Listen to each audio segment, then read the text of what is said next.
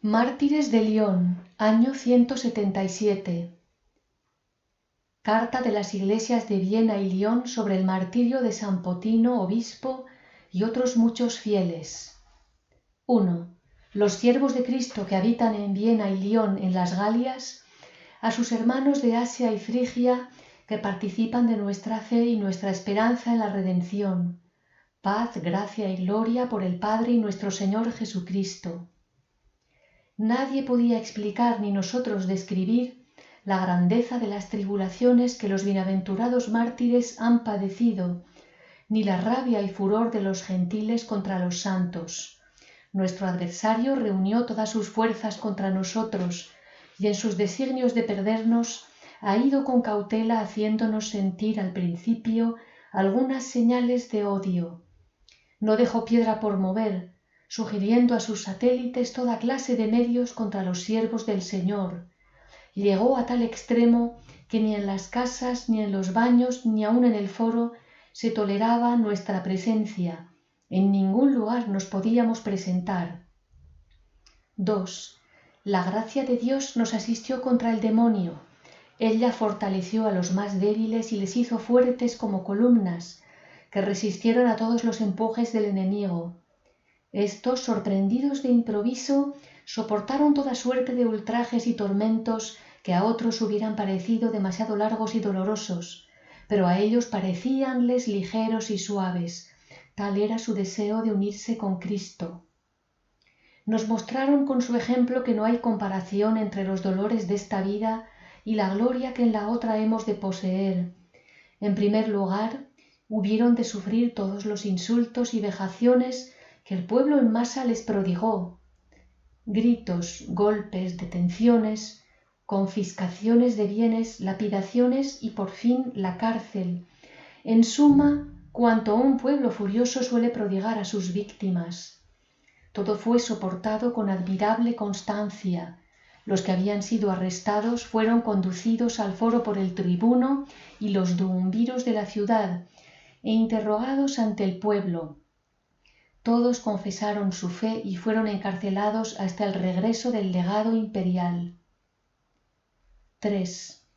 A su vuelta fueron llevados a su presencia y como tratase con extrema dureza a los nuestros, Becio Epágato, uno de nuestros hermanos que asistía al interrogatorio, tan encendido en el amor de Dios como en el del prójimo, y que desde muy joven había merecido los elogios que el anciano como Zacarías, por su vida austera y perfecta, caminando con firmeza por las vías del Señor, impaciente de hacerse de algún modo útil, no pudo sufrir tan manifiesta iniquidad, y lleno del celo de Dios, pidió para sí la defensa de los acusados, comprometiéndose a probar que no merecían la acusación de ateísmo e impiedad. Los que rodeaban el tribunal exclamaron a voces contra él. El legado rehusó su demanda, por más justificada que fuera, y le preguntó simplemente si era cristiano. Sí, respondió él con voz clara y resuelta, y fue agregado al número de mártires. «Ved ahí al abogado de los cristianos», dijo el presidente con ironía.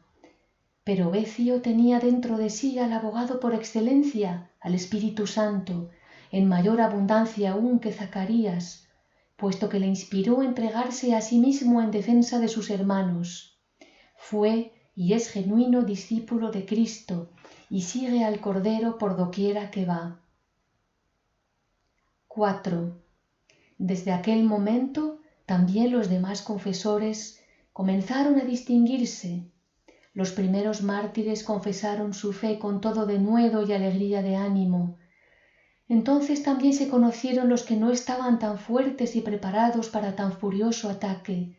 De estos, 10 apostataron, lo que nos produjo gran pena y fue causa de abundantes lágrimas, porque con su conducta atemorizaron a otros muchos que quedaron libres, los cuales, a costa de innumerables peligros, asistieron a los que habían confesado su fe. Por aquellos días todos éramos presa de un gran temor y sobresalto por el éxito incierto de la confesión de la fe, más bien que por temor a los tormentos que se nos daban, por el de las apostasías. Cada día nuevos arrestos venían a llenar los vacíos dejados por las defecciones, y muy pronto los más preclaros de los miembros de las dos iglesias, sus fundadores, estuvieron encarcelados. También lo fueron algunos siervos nuestros, aunque eran gentiles, porque la orden de arresto del procónsul nos englobaba a todos. Estos desgraciados, incitados por el demonio, aterrorizados por los tormentos que veían padecer a los fieles y movidos a ello por los soldados, declararon que infanticidios, banquetes de carne humana, incestos y otros crímenes que no se pueden nombrar ni aun imaginar, ni es posible que jamás hombre alguno haya cometido, eran cometidos por nosotros los cristianos. Estas calumnias esparcidas entre el vulgo conmovieron de tal manera los ánimos contra nosotros que aun aquellos que hasta entonces, por razones de parentesco, se habían mostrado moderados, se enardecieron contra nosotros. Entonces se cumplió lo que dijo el Señor: llegará un día en que aquellos que os quiten la vida crean hacer una obra agradable a Dios. Desde aquellos días los mártires santísimos sufrieron tales torturas que ni explicarse pueden, con las cuales Satán pretendía hacerles confesarse reos de los crímenes de que se los acusaba. 5. Se cebó de un modo particular el furor del pueblo, del presidente y de los soldados sobre el diácono de Viena, Santos, sobre Maturo, neófito, pero a pesar de ello valiente atleta de Cristo, sobre Atalo, originario de Pérgamo, apoyo y columna de nuestra iglesia, sobre Blandina, en la cual demostró Cristo que lo que a los ojos de los hombres es vil, ignominioso y despreciable, es para Dios de gran estima en razón del amor demostrado a Él y de la fortaleza en confesarle, porque Dios aprecia las cosas como en sí son, no las apariencias. Todos temíamos, y en particular la que había sido su señora también se encontraba entre los mártires, que aquel cuerpo tan diminuto y débil no podría confesar la fe hasta el fin, pero fue tal la fortaleza de Blandina que los verdugos que se rebelaban unos a otros, desde la mañana hasta la noche, después de aplicarla a todos los tormentos, tuvieron que desistir rendidos de fatiga. Agotados todos sus recursos, se confesaron vencidos, admirándose de que siguiese con vida después de tener todo el cuerpo desgarrado y deshecho por los tormentos, llegando a confesar que una sola de las torturas hubiera bastado para causarla la muerte, cuanto más todas ellas. A pesar de todo, ella, como un fuerte atleta, renovaba sus fuerzas confesando la fe y pronunciando estas palabras: «Soy cristiana» y «Nosotros no hacemos maldad alguna». Parecía descansar y cobrar nuevos ánimos, olvidándose del dolor presente. 6. También Santos, habiendo experimentado en su cuerpo todos los tormentos que el ingenio humano pudo imaginar, y cuando esperaban sus verdugos que a fuerza de torturas conseguirían hacerle confesar algún crimen, estuvo tan constante y firme que no dijo su nombre ni el de su nación, ni el de su ciudad, ni aun si era siervo libre, sino que a todas las preguntas respondía en latín: «Soy cristiano». Esto era para él su nombre, su patria y su raza, y los gentiles no pudieron hacerle pronunciar otras palabras, por todo lo cual se encendió contra él de un modo especial la ira y furor del presidente y de los verdugos, hasta tal punto que, no quedándoles ya más lugar en que atormentarle, le aplicaron láminas de bronce ardiendo sobre las partes más sensibles del cuerpo. Mientras sus miembros se abrasaban, él permanecía firme e inconmovible en su confesión, porque estaba bañado y fortificado por las aguas de vida que emanan del cuerpo de Cristo. El cuerpo mismo del mártir atestiguaba claramente lo que había sufrido, porque todo él era una llaga, contraído y retorcido, de tal forma que ni la figura de hombre conservaba, en el cual, padeciendo el mismo Cristo, obraba grandes milagros, derrotando por completo al enemigo y dando ejemplo a los demás fieles de que donde reina la caridad del Padre no hay nada que temer, porque el dolor se cambia en gloria para Cristo. Pasados algunos días, aquellos malvados volvieron a atormentar al mártir, creyendo que si reiteraban los tormentos sobre las llagas sangrientas e hinchadas, saldrían vencedores, porque en tal estado hasta el solo tocarlas con la mano produciría un dolor insoportable. Al menos esperaban que si morían en los tormentos, los demás se intimidarían. Nada de esto ocurrió, porque contra lo que todos esperaban, el cuerpo de repente recobró su vigor y antigua hermosura, de tal modo que el segundo tormento más bien fue para él un refrigerio que una pena. 7. Bibliada era una mujer de aquellas que habían renegado de Cristo. El diablo, creyéndola ya suya y queriéndola hacer responsable de un nuevo crimen, el de blasfemia, la condujo al tormento, esperando que como antes se había mostrado débil y remisa, ahora conseguiría de ella hacerla confesar nuestros crímenes. Pero ella lo rehusó, aunque le aplicaron el tormento, y recapacitando y como despertando de un profundo sueño, los tormentos que tenía presentes la hicieron pensar en los del infierno, y dijo a sus verdugos: ¿Cómo creéis vosotros que unos hombres a quienes está prohibido comer carne de animales han de comerse a los niños? Desde aquel momento se confesó cristiana y fue contada entre el número de los mártires. 8. Como todos los tormentos inventados por los tiranos fuesen superados por la constancia que Cristo concedió a sus confesores, el diablo inventó nuevos modos de tormentos.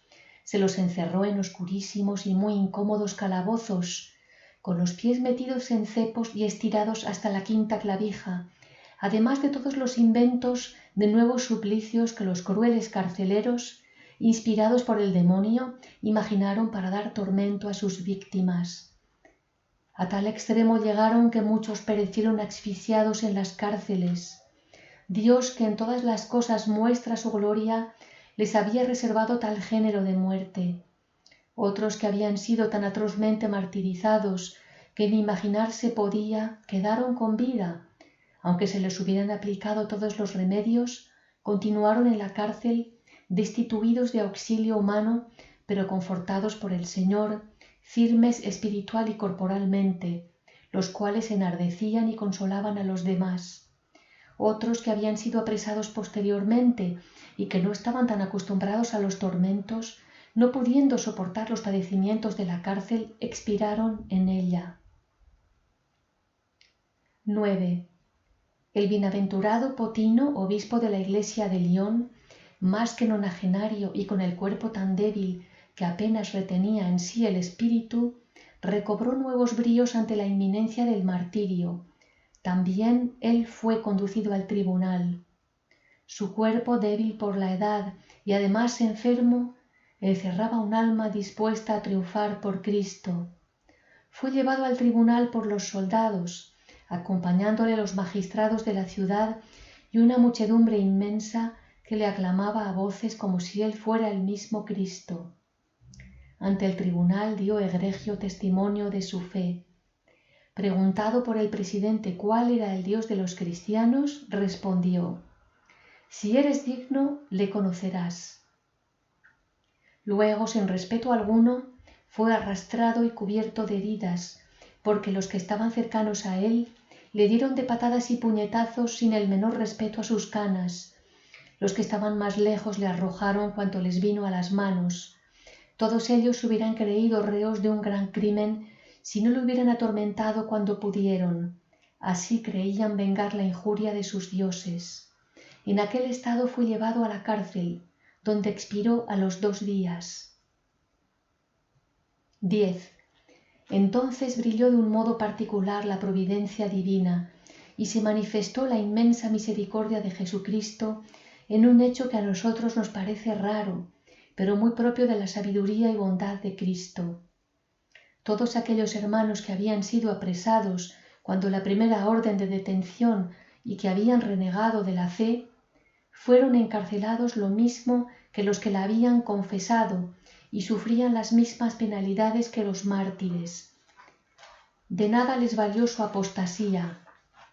Aquellos que se confesaron cristianos fueron encarcelados como tales y no se les imputó otro crimen.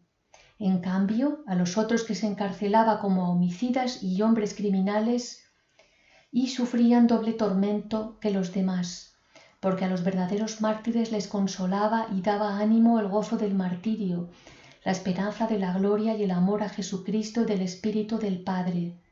Por el contrario, a los renegados les remordía su conciencia, tanto que con solo mirarlos a la cara se les conocía y se les distinguía de los demás. Los verdaderos mártires andaban alegres, reflejándose en sus caras una cierta majestad y nobleza, de modo que las cadenas para ellos eran un adorno que aumentaba su hermosura, como la de una desposada vestida de su traje de boda. A los apóstatas se les veía con la cabeza baja, sucios, mal vestidos, cubiertos de ignominia hasta para los mismos gentiles que despreciaban su cobardía y los trataban como asesinos confesos por su propio testimonio. Habían perdido el glorioso y salutífero nombre de cristianos. Todo esto era un gran estímulo para los confesores de la fe que lo veían. Cuando después eran apedreados algunos otros, enseguida confesaban la fe para no caer en la tentación de cambiar de propósito. 11. Más tarde se dividió a los mártires por grupos, según el género de martirio. De esta suerte los gloriosos confesores presentaron al Padre una corona tejida de flores de diversos colores. Era justo que aquellos valientes luchadores que habían tenido tantos combates y tantos triunfos recibieran la corona de la inmortalidad. Maturo, Santos, Blandina y Atalo fueron condenados a las bestias en el anfiteatro para dar un público espectáculo de inhumanidad gentilicia a costa de los cristianos. Maturo y Santos de nuevo soportaron en el anfiteatro toda la serie de los tormentos como si antes nada hubieran sufrido, o mejor dicho, como atletas que superados la mayor parte de los obstáculos luchan por conseguir la corona. De nuevo debieron padecer los mismos suplicios, las varas, los mordiscos de las fieras que los arrastraban por la arena y todo lo que el vulgo furioso pedía a gritos. Al fin las parrillas al rojo vivo, sobre las cuales se asaban las carnes de los mártires, despidiendo olor intolerable que se extendía por todo el anfiteatro.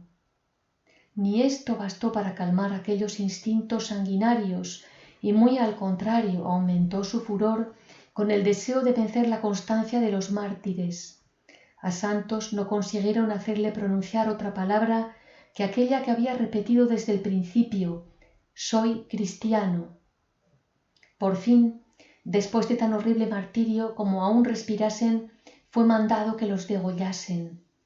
Aquel día ellos dieron el espectáculo al mundo en lugar de los variados juegos de los gladiadores.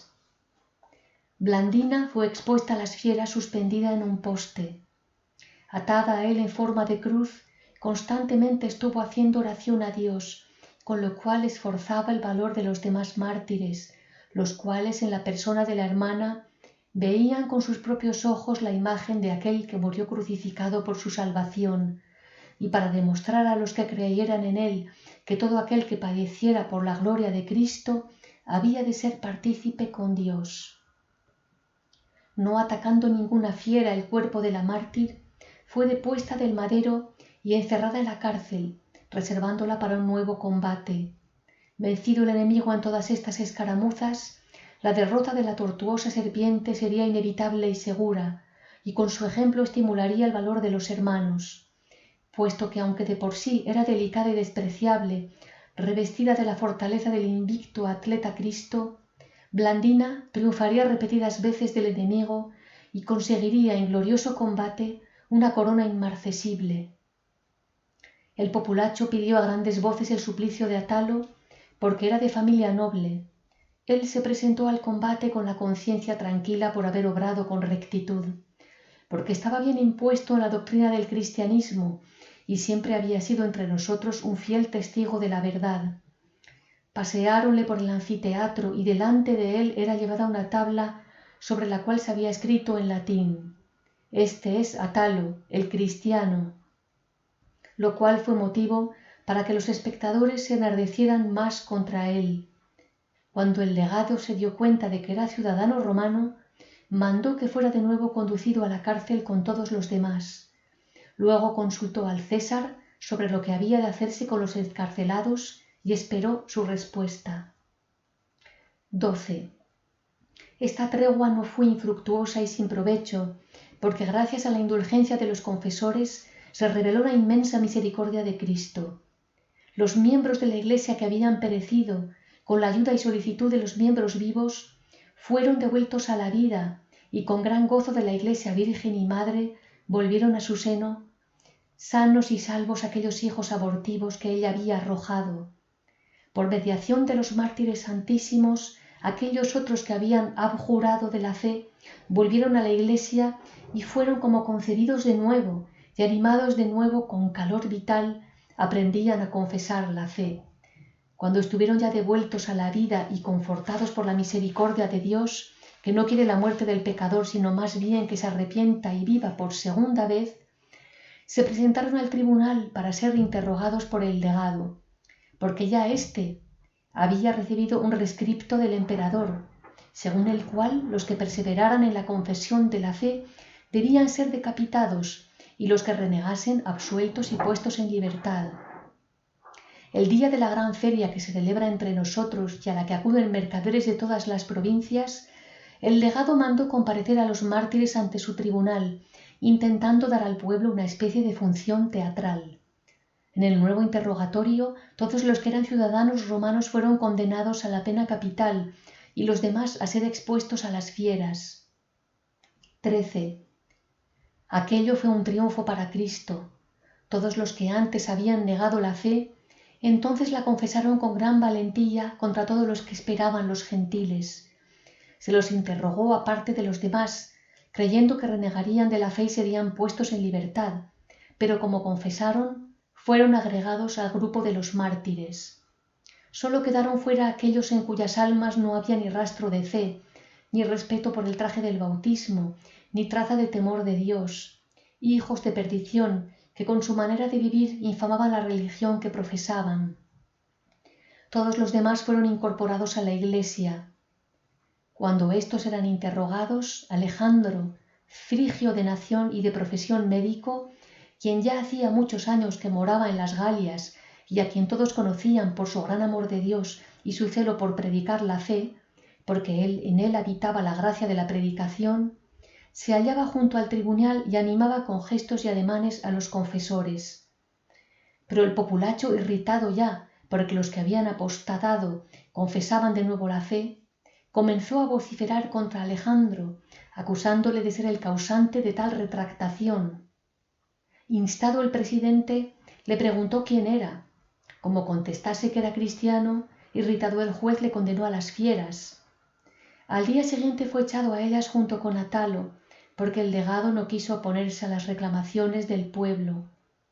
Ambos, después de pasar por todos los tormentos inventados por el odio contra los cristianos, después de un magnífico combate, fueron degollados.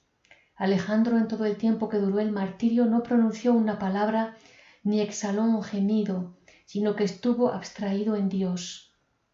Atalo, por su parte, al ser tostado en una parrilla, como exhalase muy mal olor su cuerpo, habló de esta manera al pueblo: «Esto que estáis haciendo, esto es comerse a los hombres.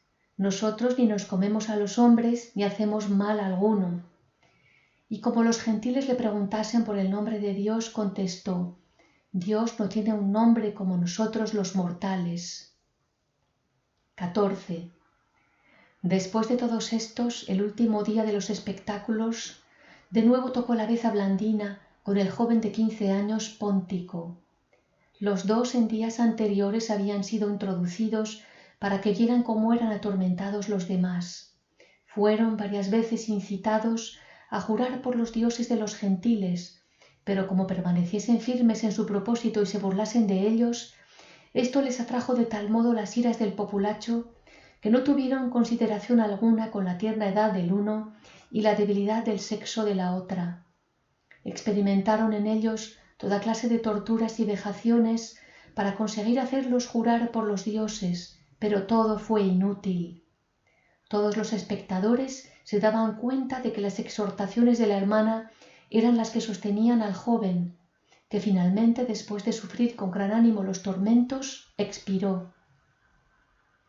Ya solo quedaba Blandina, que como una madre había animado a sus hijos al combate y había hecho que todos la precedieran vencedores delante del rey, siguiéndoles a todos ella por el sangriento sendero que habían trazado, gozosa de su próximo triunfo, como quien ha sido convidado a un banquete nupcial, no como un condenado a las bestias. Después de tolerar los azotes, después de ser arrastrada por las fieras, después de las parrillas ardientes, fue envuelta en una red y expuesta a un toro bravo, el cual la lanzó repetidas veces por los aires, pero ella no sintió nada, tan abstraída estaba en la esperanza de los bienes futuros y en su íntima unión con Cristo. Al fin la degollaron. Los mismos gentiles llegaron a confesar que nunca entre ellos se había visto a una mujer padecer tantos tormentos. 15. Ni con todo esto llegó a calmarse el furor y saña de los gentiles contra los cristianos. Aquellas gentes bárbaras y feroces, exacerbadas más aún por la rabia de la bestia cruel, no eran fáciles de aplacar. Su saña se cebó en los cuerpos de los mártires. La vergüenza de su derrota no les hacía humillarse. Parecían no tener ni sentimientos ni razón humana. La rabia y furor del delegado y del pueblo crecían como los de una fiera, por más que no hubiera motivo alguno para odiarnos de aquel modo. Así se cumplía la escritura que dice: el malvado que se pervierta más aún, y el justo justifíquese más. Los cuerpos de los que habían muerto asfixiados en la cárcel fueron arrojados a los perros, poniendo guarda de día y de noche, para que no pudiéramos recogerlos y sepultarlos. Lo que perdonaron las fieras y el fuego, trozos desgarrados, miembros tostados y carbonizados, cabezas truncadas, cuerpos mutilados, todo ello quedó durante muchos días insepulto, con una escolta militar para guardarlo, y aún había quienes se enfurecían y rechinaban los dientes contra los muertos, y hubieran querido les aplicasen más refinados tormentos. Otros se reían y los insultaban, dando gloria y exaltando a los dioses por las penas que habían hecho padecer a los mártires. Algunos otros, un poco más humanos y que aparentaban tenernos compasión, también nos escarnecían diciendo: ¿dónde está su Dios? ¿Y qué les ha aprovechado su religión por la cual han dado sus vidas? Esta era la actitud de los gentiles para con nosotros. Por nuestra parte el dolor era muy grande por no poder sepultar los cadáveres, porque ni de noche ni a fuerza de dinero ni con súplicas pudimos doblegar sus voluntades. Al contrario, ponían todo su empeño en custodiar los cadáveres como si de ellos se les siguiera un gran beneficio. 16. Así pues, los cuerpos de los mártires fueron objeto de toda suerte de ultrajes durante los 6 días que estuvieron expuestos. Luego se les quemó y redujo a cenizas, y éstas arrojadas a la corriente del Ródano para que no quedara ni rastro de ellas. Con esto creían hacerse superiores a Dios y privar a los mártires de la resurrección. De este modo, decían ellos, no les quedará ninguna esperanza de resucitar, confiados en la cual han introducido esta nueva religión y sufren alegres los más atroces tormentos, despreciando la misma muerte. Ahora veremos si resucitan y si su Dios les puede auxiliar y librarlos de nuestras manos. 17. Aquellos que tanto se habían esforzado por imitar a Cristo, que teniendo la naturaleza divina nada usurpó a Dios al hacerse igual a Él, y que después de haber sido elevados a tanta gloria y de haber tolerado no uno que otro, sino tantos géneros de suplicios, que sabían lo que eran las fieras y la cárcel, que aún conservaban las llagas de las quemaduras y tenían los cuerpos cubiertos de cicatrices. Aquellos hombres pues no osaban llamarse mártires, ni permitían que se lo llamaran. Si algunos de nosotros por escrito o de palabra se atrevía a llamárselo, le reprendían con severidad. Tal título de mártir sólo le daban a Cristo, testigo verdadero y fiel, primogénito de los muertos y principio y autor de la vida divina. También concedían este título a aquellos que habían muerto en la confesión de la fe. Ellos ya son mártires, decían, porque Cristo ha recibido su confesión y la ha sellado como con su anillo. Nosotros solo somos pobres y humildes confesores. Y con lágrimas en los ojos nos rogaban pidiéramos al Señor que también ellos pudieran un día alcanzar tan gran fin. Realmente mostraban tener valor verdaderamente de mártires al responder con tanta libertad y confianza a los gentiles, dando muestras de gran temple de alma. Rehusaban el nombre de mártires que les daban los hermanos, poseídos como estaban de temor de Dios, y se humillaban bajo su poderosa mano que tan alto les había elevado. A todos excusaban y no condenaban a nadie, a todos perdonaban y a nadie acusaban. Aun por aquellos por quienes tan cruelmente habían sido atormentados, hacían oración al Señor y a imitación de San Esteban decían: Señor, no les inculpéis este pecado. Y si él oraba por los que le apedreaban, con cuánta mayor razón hemos de creer que lo haría por los hermanos. La mayor lucha la hubieron de librar contra el demonio, movidos de ardiente y sincera caridad para con los hermanos, porque pisando el cuello de la antigua serpiente, la obligaron a restituir la presa que se disponía a devorar. Respecto de los caídos, no obraron con altanería y desdén, al contrario, les prodigaban cuantos favores podían, mostrándoles un amor maternal, derramando ante el Señor abundantes lágrimas para alcanzarles la salvación. Pidieron al Señor la vida y se la concedió, y ellos a su vez se la comunicaron a sus prójimos. En todo salieron victoriosos. Amaron la paz y nos la recomendaron, y en paz fueron a la presencia de Dios. No fueron ni causa de dolor para la madre, ni de discordia para los hermanos, sino que a todos dejaron como herencia la alegría, la concordia y el amor. 18. Alcibíades, uno de los mártires, llevaba una vida dura y mortificada, vivía solo de pan y agua. Como en la cárcel quisiera seguir el mismo régimen, después de ser expuestos por primera vez en el anfiteatro, le fue revelado a Atalo que Alcibíades no obraba bien en no querer usar de las criaturas de Dios, y porque era ocasión de escándalo para los demás. Al punto obedeció Alcibíades y en adelante usó sin distinción de todos los alimentos, dando gracias al Señor.